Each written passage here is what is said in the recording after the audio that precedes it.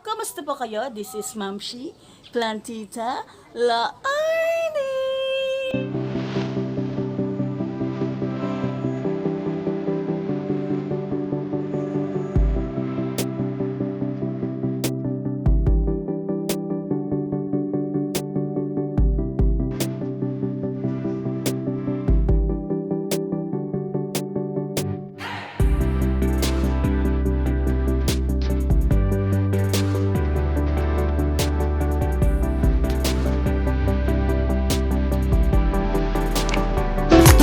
And andito tayo sa garden natin. Tapos 'di ba napag-usapan na natin ang about sa money plant, which is the pothos, yung iba't ibang variation na naandito sa ating garden. And ang iba nga ay nasa loob pa ng bahay. So yun nga. Ang topic naman natin for today is about doon sa ating tinatawag na noon na gabi-gabi. Ewan ko kung gabi-gabihan pala. Parang alam ko ay parang nakakain siya. Yun, kasi napanood ko siya sa TV. Ako, ang plantita naman ang tatanungin nyo, ang pangalan yun ay Caladium. Hindi yun gabi-gabihan. Siyempre, para masyusyal sa plantita, sa panrinig ng ating mga plantita, no? Caladium. And isa-isahin natin yung mga design ng mga print nila doon sa mga dahon nila, which is ang gaganda, magkukulay. Kaya siya yung nilagay ko dito sa pinakandulo kasi para kitang-kita yung kulay nila. And nangangapa din ako kung hindi ko kasi alam kung pwede siya sa direct sunlight. So ipinwesto ko sila dito sa ating filtered sun, sa ating may gardenet. Yan. And itinaas ko siya sa ating stand kasi maliliit yung pots niya.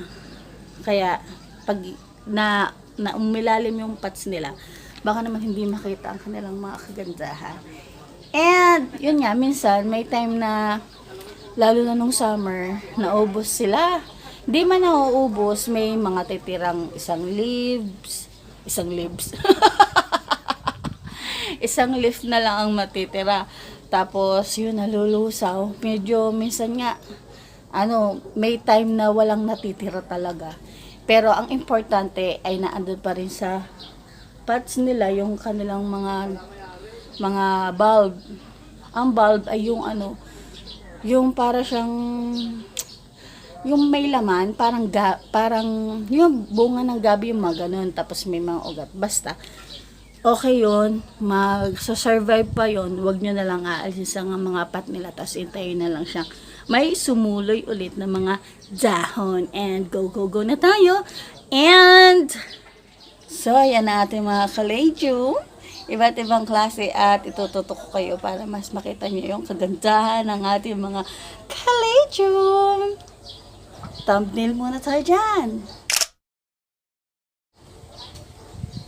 First, ay dito muna tayo sa pinakang dulo ng ating mga Caladium at papatayin ka muna ng wifi natin kasi may sumisingit. First, na Caladium natin, ito yung print niya. Diba, ang ganda. Bigay po yan ni Tita Pameng. Thank you, Tita Pameng.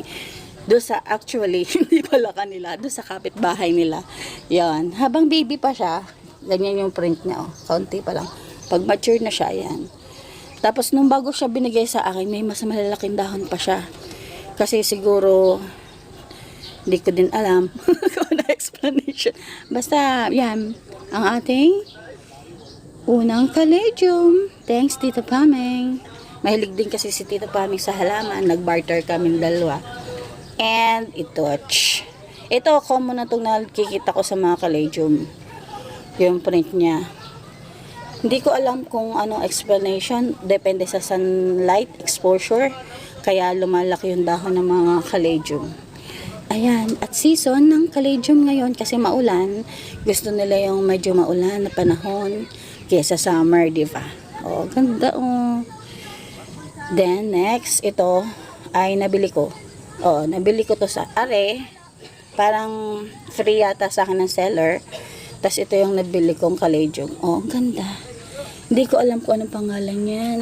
Dati maliliit lang yung nadahon. Tapos lumaki na. Kasi siguro nagiging mother na siya. Ayan, may sumuli na iba. Hindi ko alam kung ano yan. Damo ba yan? Hayaan na lang natin. Ayan. Diba? Ang ganda.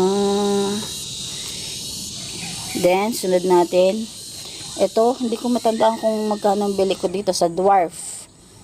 Parang pag hindi 50, 100. Yung iba kasi mga prices, hindi ko na alam kasi matagal na yun nabili matagal ko na yun nabili. Ayan o, dwarf caladium. Hindi ko alam kung anong name talaga nila. Ay, di basta lahat sila caladium, ganyan yung kaliit. Oh. Ito na yung pinakang malaking, ito yung pinakang malaki. Tapos ito yung pinakamaliit. Ayan. Ayan, ang pinakamaliit. Ayun pa. Tapos meron pang pasuloy na bago ito. Tapos, ito, yan. Propagation ko na po yan. Maliit pa lang. Kasi, maliit din naman pats ang aking tinamnan. Kasi halos baby pa lang siya. Knitted, diba? Yan. Kasi, minsan, merong susuloy na lang dyan. Kaya yun, meron pa naman tayong maliliit na pots. Nililipat ko sa ibang pots para dumami sila, diba? Oh, then next, attach. Yan. Ito ay parang ay, dalawa na sila. Dalawa ng puno sila. Ito, dalawa tong nabili ko noon, parang 50 to 80. Nung lumipat kami, nung bumalik yung isang pot kong nito, huho. Walang laman. Walang kalaman-laman. Sana naiwan man lang yung bulb kahit nalaglag yung mga lupa. Yon. Sabi nila magtanim na lang ako pero hindi. Hindi ko matandaan kung anong search natin sa ating mga picture. Kung ano yung caladium kong nawala. Sayang. Sana sa dalawang ito yung mas paborito ko ano. Hindi ko na matandaan yung isa. Tapos, lumaki na nga ang dahon, oh. Dati maliit lang siya. Yan. Tapos, next natin, chupi-chupi ka muna. Eto. Ayan. Yung ano lang, swabe lang. Ito, may malalaking itong ano, dalawa na siyang puno, oh. May malalaki nitong ano, labas ng bulaklak. Ay, parang, hindi ko sure. Propagation ko na lang to kasi papakita ko yung malaki kong ganyan. Ito yung malaki pero parang hindi, parang magkaiba sila ng klase kasi ito parang yung dulo niya mas kita yung mga vine ng kanyang mga dahon. Ganito yung kalaki, oh. Gapalad ko na lampas kasi parang iba pala siya kasi yung maliliit niya talagang yellow green talaga. Tapos yung print ng mga dahon-dahon niya, kita. Unlike dun sa isa, dark green. Diba? Ang ganda. Oh, malaki siya. Oh, tapos mabalik tayo sa isa. Ito, i-compare nyo. Yung maliit dun. Hindi. Diba? Parang iba. Kasi hindi mas... Pero, malapit-lapit na rin yung kulay niya. Pero baka iba pa rin ito. Oh, di ba? Pero maganda. Suwabe lang itsura niya. Then, next naman tayo. Ito yung pinahang gustong-gusto ko talaga. Kasi, nito nalagas to talaga. Nung paglipat namin dito, yan, gumanda na siya. At lalo nang gumanda noong nilipat sila dito. Kasi doon, pag morning, tutok na tutok doon ang araw. Tapos dito, sa afternoon lang, kaya lang, filtered tayo dito kasi mainit. Ito, kasi mas malaki pa sana dapat ang dahon nito noon. Pero syempre, bago pa lang siya nabubuhay ulit. Kaya maliit pa lang yung mga dahon niya. Tapos, ang maganda dito, parang crumpled yung kanyang leaves. Yun, kaya yung crumpled siya, basta yung gusot, parang gusot. Mas malaki siya, tapos gumugusot, tapos mas makikita yung maroon na kulay niya sa gitna. Yun, kaya ang ganda-ganda niya. Sa video na lang natin siya pipicturean. Pero, picturean na lang natin mamaya. Para sa ating Facebook. Picturean na lang natin.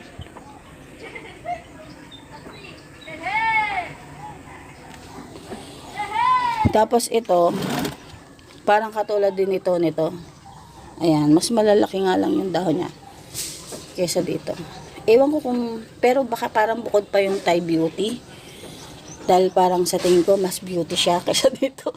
Yung Thai Beauty. Baka hindi yun yan. Kasi, hindi naman tayo masyadong magaling sa pagpapangalan ng ating mga plants. Tapos, parang katulad din lang nito.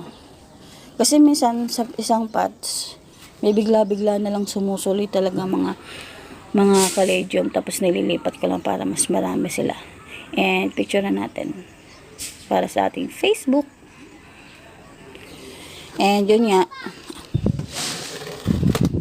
picture natin yung iba pa na hindi natin na-picturean kanina. Ito. And mabalik tayo sa ating malaking caladium kasi malaki na yun pala. Ang kaya na lumalaki yung mga petals ng ating mga caladium kasi lumalaki yung bulb nila. Paglaki ng bulb, paglaki din ng dahon. Tapos pag maliit, dahil pinaprapa natin, kasi pwede yung hatiin yata sa tingin ko. Pwede yung hatiin. Kaya yun, nagkakaroon tayo ng propagation.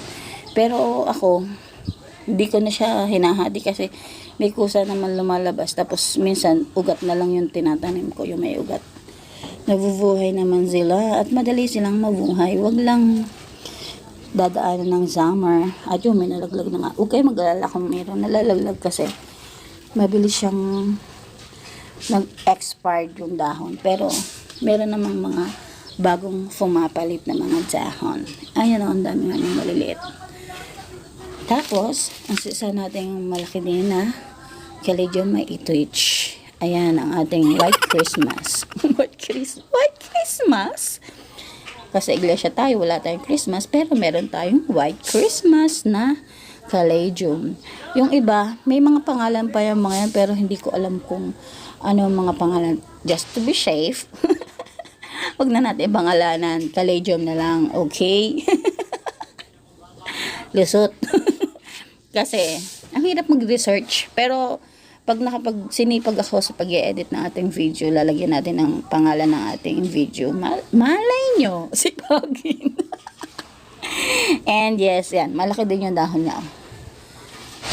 Yung ang mga caladium ay mamatay, malusaw at mabuhay sila. Kaya, pag nalusaw ang kanyang mga caladium, huwag nyo silang huhuhuin sa pot nila. Kasi, may tendency mabuhay pa rin ang ating mga caladium. Basta, hindi lusaw yung, or bulok yung kanilang bulb. Alive na alive pa rin yan. Ayan o. Diba? Ang saya-saya ng ating garden pag may mga ibang kulay na makikita. And, so, yun, nakita nyo na ating mga koleksyon ng caladium. So, pag-usapan na naman natin ay ang kanilang, care tips. Parang expert. Ang care tips, okay, makinig kayo ha pag-usapan natin. First, ay ang kanyang sun exposure. Hindi ako sure, pero based on my experience, ayaw niya sa mas mainit. Kailangan filtered sun. Pero kailangan din nila ng sunlight. Kaya inilagay ko sila dito sa filtered sun para maging maganda sila at mas gumanda nga sila dito sa kabilang side ng ating garden. Kasi doon sa kabila, tutok na tutok doon yung init kahit morning sun. Diba? Feel nyo naman pag morning sun. Kahit morning sun, ay ang hapdi pa din sa balat. Kaya yon, syempre, lalo na sa ating mga caladium kasi may nipis lang yung mga dahon nila. Madali nga silang ma-expired. Kaya lang, madali din silang suluyan ng dahon. Pero ang ganda, ang ganda. At saka, kailangan din nila ng sun exposure para lumabas yung yung tunay na kulay ng ating mga plants. Try nyo din mag-expose sa sun para makita ang tunay nyong kulay. Humugot. So ngayon, anong sunod natin? Sun exposure, sa watering schedule. Ang ginagawa ko lang naman dyan, pag mainit, morning at saka afternoon ako nagdidilig. Pero pag alam ko naman na Kauulan lang, hindi na ako nagdidilig. Kinabukasan na ako nagdidilig. At saka, syempre, bago ka magdilig, tingnan mo muna kung dry na yung soil niya. Hindi man totally dapat dry na dry, ano? Kasi gusto din nila yung mamasa-masa. Tapos, yun nga, make sure na yung pots nyo ay may butas para hindi naman ma-impact yung tubig doon sa kanilang roots. Doon nga, nabubulok ang mga plants, ano? Kaya, pag kayo nagtatanim, make sure na may butas yung inyong pots. Then, sa lupa, wala naman masyadong special nga yung ginamit sa ating lupa, kundi garden soil lang. Tapos, minsan, ordinary soil, minimix ko lang yung garden soil. Tapos, nung pinala tayo magka-rice hull, nilagyan ko din ng rice hull. Then, sa pagdidilig niya, may mga ginagamit din tayo na, which is, makikita nyo lang talaga sa mga bakuran nyo. Bakuran? Bahay. Nahihiya na ako kasi busy-busy sila doon. Kaya lang, hindi ko alam kung nakikita nila ako dito sa ating garden. Okay, maingay. Ay, loka-loka. Pumasok na nga tayo sa loob ng bahay. And, so, yun nga. Andito na tayo sa kwarto. So, minsan lang naman ako maggamit ng fertilizer sa halaman. At saka yun ay simple lang. Naisama ko na rin yun sa mga vlog ko. Minsan, yung pang araw-araw, pag sinisipag-sipag kayo mag-ipon ng mga hugas-bigas. Yun ang pinakamadali. Tapos, betchin. Minsan, pag nag-schedule ako ng pagdidilig, minsan lang kasi ako mag-ganon. Betchin. Tapos, lately, tinatamad akong uminom ng ahing tea. Kaya yun, wala akong magamit na pang budbud na green tea sa kanila. Yung use na natin na tea bags. Tapos, betchin. Ano ba? Hindi ko nasasabi. Minsan, gumamit ako ng itlog, eggshell. Which is, minsan, tinatamad ako kasi, ginuguyam. Dahil siguro hindi siya masyadong nahugasan ng ayos. And, yun nga. So, siguro, one of these days, sisipagin na akong gumawa ng mga ganun. Kasi, yun nga, nag-a-adjust pa lang tayo sa bahay natin. Adjust. Ilang buwan na ba tayo lumipat dito? November, December, January, February, March, April, May, June. Nag-a-adjust pa rin. 7 months. Yun. Kasi, ko sa ibang gawain. Ganon. Kaya, hindi ko masyadong naiintindi yung garden. Ang naintindi ko lang yung pagpapaganda. Tapos, yung propagation. At, yun nga. Tapos, marami pa tayong magaganap. I-share ko rin sa inyo yung collection ko na marami akong mga collection ay mayana. Pero nabawasan pa ngayon kasi yung pagtira namin dito parang wala yata halos natin sa mayana ko ng lahat na kinolik ko. Siguro mga 20 plus variation ng mayana ang nakolek ko. Pero yun, nalusaw lang. Kasi nga, pangit sa bahay natin, kulong lang tapos siksikan. Di alam ko saan ko ilalagay. Dito ngayon may garden at tayo. And madami ko pa. Aglaw mena. Marami tayong collection ng aglaw mena. May magagandang kulay, shape. Tapos meron pa nga tayo na collect na isa diva. Thank you sa nagbigay. Tapos marami din tayo ay parang wala na yun. Papua. Pero ordinaryong halaman na lang yung papua. Kaya hindi ko alam kung ikasisiyan yung pagbabalag ko ng papua. Kasi ordinaryong halaman lang naman yun. Tapos, ano ba bang marami ko? Snake plant. Marami akong snake plant. Pero i-research ko pa. Hindi naman siya karamihan. Parang 6 lang na snake plants. Search ko yung pangalan para naman may kapakipakinabang ang video natin ginagawa. Para nasa din man namang may natutunan. Okay? So, yun ang pinakamarami kong snake plants. Kasi, propa ko na yung iba. Tapos, pero yung variation, konti lang. Kasi, medyo mahal na rin yung mga plants. Tapos, yung photos nga, yung pinakita ko sa inyo, yung photos talagang, ginusto ko talagang makolek at gumagastos talaga ako kasi, madali yung buhayin at i-propagate. Kaya yon.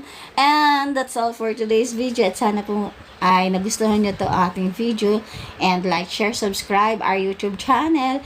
And support nyo rin po yung aking mga iba pang social media platform, which is TikTok. TikTok. Matagal na yung TikTok ko. Tapos naisipan kong activate ulit. Tapos nandun pa naman yung mga video niya. Marami kayong mapapanood na mga kalokohan ng inyong lolo at ni lolo. Na inyong lola at si na Rapaboy. Tapos and friends. Tapos meron tayong Instagram. Tapos meron din tayong FB. And that's all for today's video. Thank you. Thanks for watching.